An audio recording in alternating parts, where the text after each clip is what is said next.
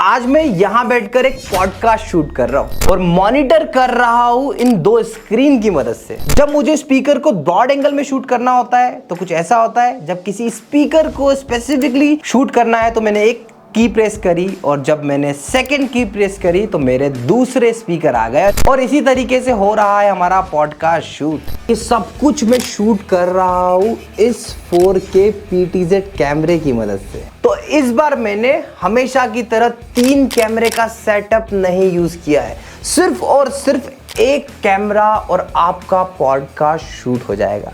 और उसकी क्वालिटी क्या होगी तो चलिए पहले वो आपको दिखाता हूँ। तो नैन्सी, कैसा रहा experience 4K PTZ camera and studio setup का? अब देखिए, एजूस स्क्वाड से मैंने सेटअप करवाया है तो मुझे काफ़ी मज़ा आ रहा है and I have been very satisfied lately. True. तो ये था डेमो।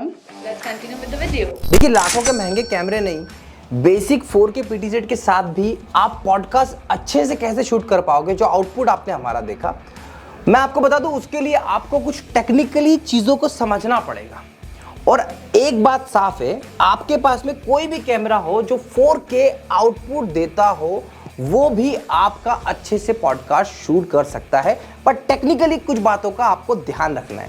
तो चलिए उसी बात को स्टेप बाय स्टेप समझते हैं। तो सबसे पहले है फ्रंट लाइट।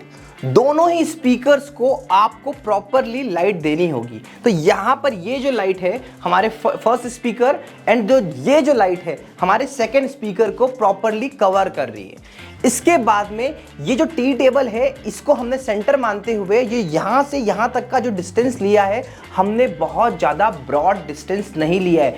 मतलब हमने हमारे कैमरे को जूम बिल्कुल नहीं करा है, कम से कम जूम रखना है या फिर जूम रखना ही नहीं है। क्योंकि जब भी आप जूम करते हो कैमरे की कैपेबिलिटीज को इंक्रीज करते हो, स्पेशली ऐसे वेबकैम की बात करूं या नॉर्मल वीडियो कैमरे की भी बात करूं, यहां पर ये बहुत इंपॉर्टेंट है कि आपको जूम नहीं करना है। तो यही रीजन है कि हमारा ये कैमरा और हमारे स्पीकर्स जो बैठे हैं उनमें ज़्यादा डिस्टेंस नहीं है। इसके बाद में मोस्ट इंपॉर्टेंट चीज़ जो आपको समझनी है कि बैकग्राउंड। जैसे देखिए, बैकग्राउंड में यहाँ पर हमने एक लैंप ले रखा है और यहाँ पर एक आर्टिफिशियल ट्री ले रखा है। पीछे हमारा नॉर्मल बैकग्राउंड है, यहाँ पर स्टीमलेस पेपर लगा है। बट अगर आप चाहो तो आप इस स्टीमलेस पेपर की जगह पर यूज कर सकते हो नॉर्मल वॉल। और हमने ये 2 लाइट लगा रखी है जो बैकग्राउंड को और ज़्यादा डार्क और कलरफुल बना रही है। इन चीज़ों का ध्यान आपको बहुत स्पेसिफिकली रखना है। अगर आप ये गलती नहीं करेंगे तो आप एक कैमरे से बहुत आसानी से पॉडकास्ट भी शूट कर पाएंगे। 4K में इतना एम्फेसाइज क्यों कर रहा हूँ, क्योंकि 4K है, इसी वजह से हम लोग 3 अलग अलग टाइप से वीडियो एक ही वीडियो में से निकाल पा रहे हैं। तो बेसिकली 4K का रेजोल्यूशन होता है 3840x2160। अब इसकी अगर हम फ्रेम की बात करें तो ये फ्रेम कुछ ऐसी होती है जिसकी विड्थ होती है 3840 एंड हाइट होती है 2160। तो 1/4K कंटेंट 4 HD, इसका मतलब समझते हैं। तो जो हमारा इसका 1/4 एरिया जो ये मान लीजिए ये होता है हमारा 1920x1080, यही होता है हमारा HD। अब 1080 ये पार्ट हो गया फर्स्ट, ये सेकेंड पार्ट हो गया, तो ये भी हो गया 1080। और जब आप इसको 1080 इन दोनों को टोटल करोगे तो इन दोनों का टोटल क्या बनता है, इन दोनों का टोटल बनता है 2160। तो बेसिकली हमारी इतनी बड़ी फ्रेम थी जहाँ पे हमारे दोनों स्पीकर बैठे थे। कई बार हमने उस फ्रेम को नैन्सी की तरफ शिफ्ट किया तो कई बार हमने इनको प्रियल की तरफ शिफ्ट किया। बस यही लॉजिक था जो मैंने लगाया और यही आपको समझाना चाहता हूँ। और ये सब कुछ हमने कैसे किया, तो ये सब कुछ पॉसिबल हुआ OBS की मदद से। तो आपको बेसिकली अगर आप OBS से नोन नहीं हो तो कुछ नहीं करना, आपको मेरे इस वीडियो को देखिए, यहाँ पे आपको पूरा आइडिया मिल जाएगा। तो OBS में माइक कैसे ऐड होता है, वीडियो कैसे ऐड होता है, ये सब चीज़ें मैं बेसिक आपको नहीं बताऊंगा। इंस्टॉलेशन प्रोसेस एंड ऑल ये वीडियो में है, इस वीडियो को देख लीजिएगा।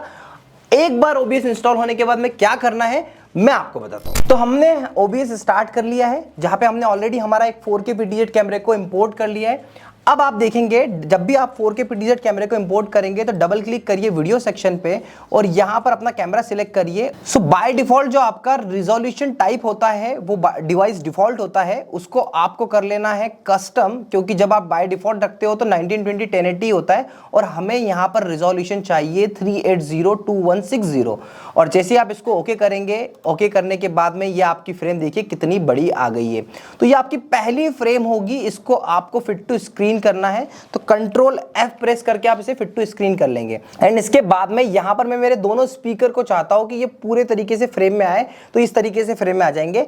अब मुझे क्या करना है, मुझे एक और नया सीन क्रिएट करना है, यहाँ पर सीन सेक्शन में जाके ऐड करना है और यहाँ पे ओके कर देना है।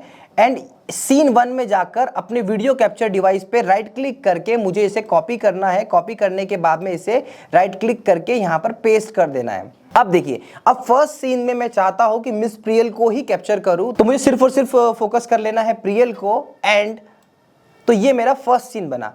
अगेन मैं फिर से सीन सेक्शन में जाऊंगा, राइट क्लिक करूंगा, राइट क्लिक करने के बाद मेरे को ऐड पे क्लिक करना है, ओके करना है। एंड यहां पर अगेन सेकेंड सीन से इसे सिलेक्ट करना है और कर लेना है कॉपी, और थर्ड सीन में जाके मुझे राइट क्लिक करना है और राइट क्लिक करके यहां पे कर देना पेस्ट। अब देखिए यहां पर भी फुल स्क्रीन पर दोनों है। एंड इस सीन में मुझे मिस नैन्सी को पूरा कवर करना है, तो मैं यहाँ पे इसको स्ट्रेच करके ऐसी एक फ्रेम बना लूँगा जहाँ पर मैं सिर्फ और सिर्फ नैन्सी को कवर करूँगा। एंड देखिए इस फ्रेम में अब नैन्सी मुझसे कवर हो चुके हैं। बट आपको यहाँ पर इस बात का ध्यान रखना है कि आप बहुत ज़्यादा स्ट्रेच ना करें, क्योंकि देखिए अगेन हम एक 4K कैमरे से एक एक पार्ट तोड़ रहे हैं।